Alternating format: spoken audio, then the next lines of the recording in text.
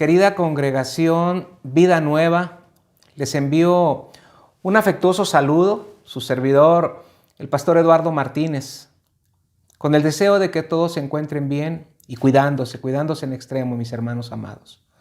En esta hora, hermanos, quiero compartir con ustedes una pequeña reflexión, un pequeño devocional que espero con la ayuda del Señor pueda ser de bendición y de fortaleza a cada uno de ustedes.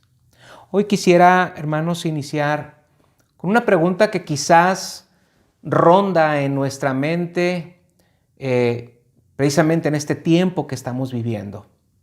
Una pregunta que muchas veces estamos esperando una respuesta y que parece ser que no termina por llegar. La pregunta es acerca de por qué es que la adversidad muchas veces toca a unos y a otros no. Creo que es una constante que tenemos hoy, particularmente en este tiempo tan adverso que nos ha tocado vivir ante una pandemia que, al menos en nuestras generaciones, no hay un precedente, no se ha visto históricamente hablando con esta calamidad, con esta destrucción. A través de las noticias, a través de las redes sociales, hay muchas personas que expresan palabras de agradecimiento a Dios por su protección. Yo creo que muchos de nosotros lo hemos hecho y agradecemos al Señor porque nos ha sostenido, nos ha cuidado posiblemente a nuestras familias, que gracias a Dios muchos no han sido contagiados y que felizmente muchos otros han logrado superar estados críticos de salud. Muchas personas han expresado alegría al recibir respuesta a sus oraciones, ya que se esperaban resultados lamentables en muchos pacientes. Sin embargo, mis hermanos, no podemos cerrar nuestros ojos hacia el otro escenario, porque muchas veces las palabras de agradecimiento de estas personas al Señor han provocado, incluso, debo de decirlo, reacciones cuestionando si verdaderamente es correcto adjudicarle a Dios el hecho de que esta pandemia haya hecho en algunos menores estragos de lo esperado, pero considerando que ellos han perdido ya a uno o varios de sus seres amados. Y estas personas muchas veces, hermanos, se llegan a preguntar, ¿no es egoísta pensar que Dios no nos escuchó a nosotros y a ellos sí? Hermanos, en lo personal, estas preguntas han estado, debo confesarlo, han estado en mi mente y en mi corazón. Yo creo que, hermanos, no es avergonzante externar nuestro corazón, porque muchas veces lo hemos pensado. Y yo creo que del pensamiento a la boca hay una distancia muy corta para poder expresarlo aún. Porque yo creo que muchos nos hemos hecho las preguntas, ¿acaso son mejores ellos que nosotros? Es decir, ¿son mejores aquellos que han orado y que Dios ha respondido como ellos esperaban? ¿O acaso ellos son más obedientes que yo? ¿O acaso mis oraciones fueron con una menor intensidad de fe o con un menor fervor que la de ellos? Quizás no oramos también nosotros por una sanidad que lamentablemente no recibimos. Mire, todo esto nos hace pensar por qué esta pandemia afecta más a unos que a otros. Y nos hace también preguntarnos, ¿es justo que Dios libre a unos de este virus mientras que otros mueren? Cuando han sido muchos igualmente atendidos. Hermanos, quiero compartir con mucho cuidado esta reflexión. Y yo quiero decirle, mis hermanos, que de acuerdo a la palabra de Dios, nadie es mejor que otros. Quiero que me acompañe rápidamente a Lucas capítulo 13, versículos del 1 al 5. Lucas capítulo 13, versículos del 1 al 5. En este mismo tiempo estaban allí algunos que le contaban acerca de los galileos cuya sangre Pilato había mezclado con los sacrificios de ellos. Respondiendo Jesús les dijo: ¿pensáis que estos galileos, porque padecieron tales cosas, eran más pecadores que todos los galileos? Os digo no. Antes, si no os arrepentís, todos pereceréis igualmente. O aquellos 18 sobre los cuales cayó la torre en Siloé y los mató, ¿pensáis que eran más culpables que todos los hombres que habitan en Jerusalén? Os digo, no. Antes, si no os arrepentís, todos pereceréis igualmente. Este pasaje, hermanos, nos relata cómo algunos le contaron al Señor Jesucristo acerca de unos judíos que habían sido asesinados por Pilato, posiblemente mientras ofrecían sacrificios. De manera que la sangre de ellos, dice la palabra, que fue mezclada con la de los sacrificios que ofrecían. Y Jesús aprovecha esta oportunidad haciendo referencia a otro evento, una torre en Siloé, es decir, en Jerusalén. Dice que se había desplomado y había matado a 18 personas. La tendencia de los judíos en estos tiempos de nuestro Señor Jesucristo, al ver este tipo de incidentes tan lamentables, era pensar que esas personas eran más pecadoras que el resto y por eso le habían ocurrido esas cosas, esas tragedias. Pero nuestro Señor Jesucristo los corrige enfáticamente con las palabras que acabamos de mencionar. Porque la mentalidad de que aquellos que sufren tragedias son más pecadores que el resto de las personas también existe en nuestros días. Cuando una madre embarazada pierde a su bebé, pensamos que Dios la está castigando o que le está quitando esa criatura porque iba a ser una mala madre.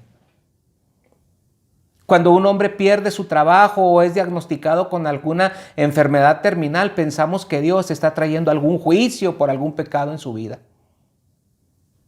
Las personas gravemente afectadas por esta pandemia, hermanos, son pecadoras. Sin embargo, igualmente pecadoras son las personas que no han sido afectadas en lo absoluto. Dice Romanos capítulo 3, sígame por favor. Romanos capítulo 3, versículos del 9 en adelante, del 9 al 12. Romanos 3, del 9 al 12. ¿Qué pues? ¿Somos nosotros mejores que ellos? En ninguna manera. Pues ya hemos acusado a judíos y a gentiles que todos están bajo pecado. Como está escrito, no hay justo ni aun uno. No hay quien entienda, no hay quien busque a Dios.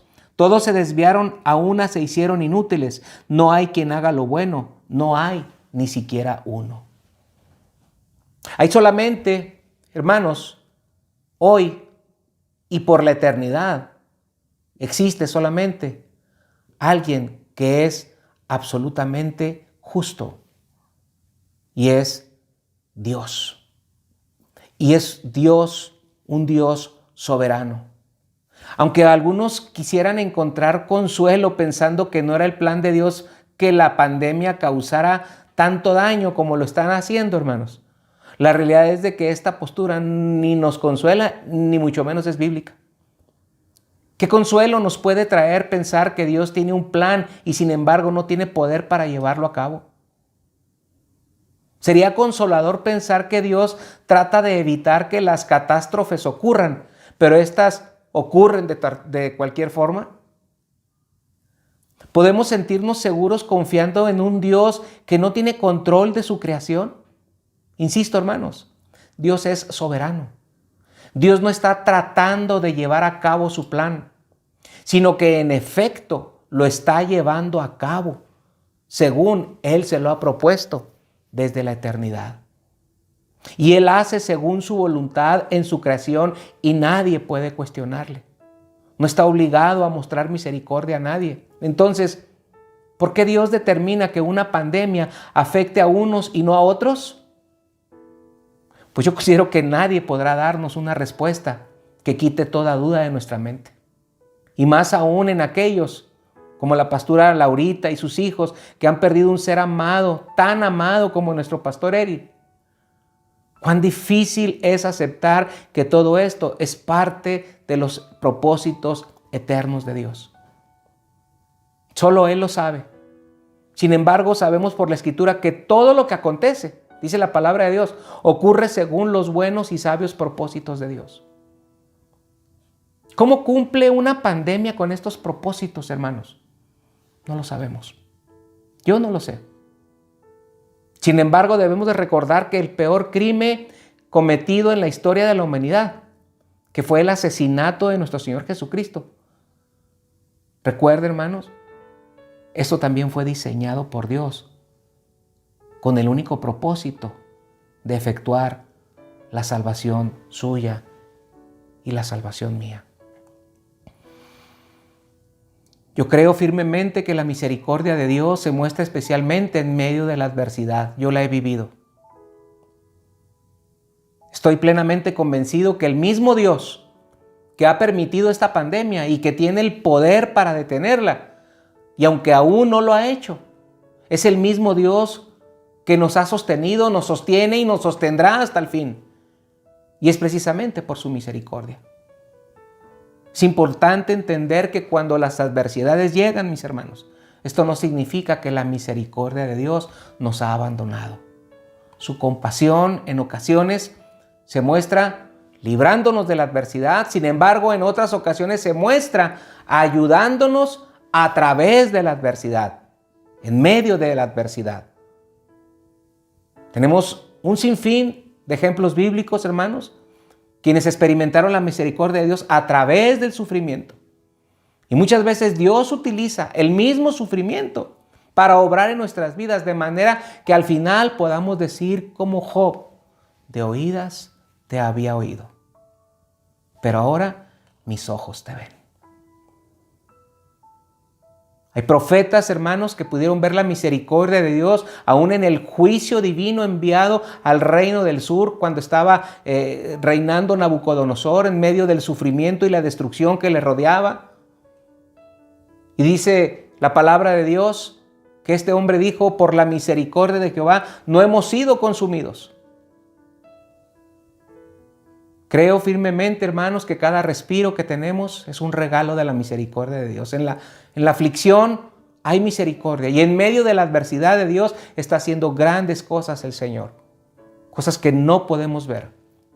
Yo le invito a que consideremos estas verdades y reconozcamos que hemos sido librados hasta hoy, no porque seamos mejores que aquellos que han sido afectados. Demos gracias y gloria a Dios por su protección, aunque no entendamos por qué estamos siendo hasta hoy librados y otros no, porque no lo entendemos, mis hermanos. Hoy yo les invito a que oremos por aquellos que están afectados, por aquellas familias que han sido afectadas, para que Dios supla su necesidad, aún aquellos que están en ese proceso de restauración, de sanidad, y que aceptemos que Dios, hermanos, es soberano para hacer según le place, y finalmente confiemos que su misericordia está presente aún en medio de la adversidad. Oremos. Señor, gracias por tu consuelo, Señor. Gracias, Padre, porque tú nos has justificado, Señor, nos has hecho tus hijos. Y Dios, aunque tenemos que confesar y decir que hay tantas cosas que no entendemos, Señor, Padre, nos sujetamos a tu voluntad. Y para esto, Dios, te rogamos que nos sostengas, Dios, que nos suplas, Dios, que nos suplas, Padre, de la fuerza. Fortalece, Dios, tu iglesia, Señor. Fortalece a aquellas familias, Señor, que han sido afectadas, que han perdido un ser amado, Padre Santo. Insisto, Dios, no entendemos, Padre, pero tú eres soberano, Padre Santo, y te damos la gloria, Señor. Gracias, Padre. Gracias en el nombre poderoso de tu Hijo amado Jesús. Amén y amén. Un abrazo, mis hermanos. Que Dios les bendiga. Nos vemos en la próxima con la ayuda del Señor. Amén.